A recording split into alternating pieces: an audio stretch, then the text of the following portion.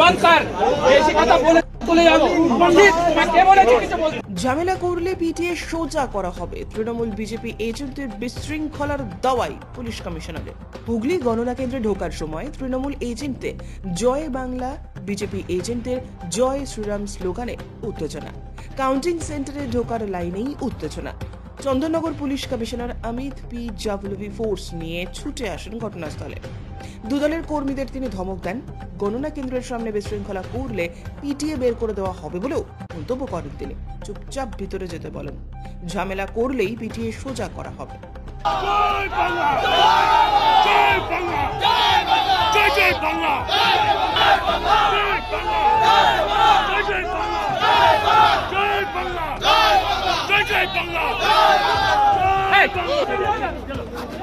क्या चिल्ला रहा है?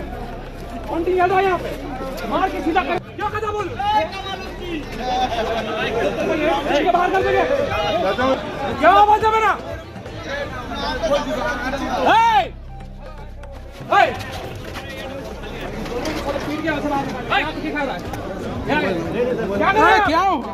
क्या चुपचाप खड़ा होगा चुपचाप अंदर जाएगा मुंह बंद कर सीधा तेरा काम क्या है तेरा काम क्या चुपचाप जाएगा सीधे चुपचाप जाएगा सीधे तुम्हारा क्या है दादागिरी कर रहा है दादागिरी कर रहा है चुपचाप जाएगा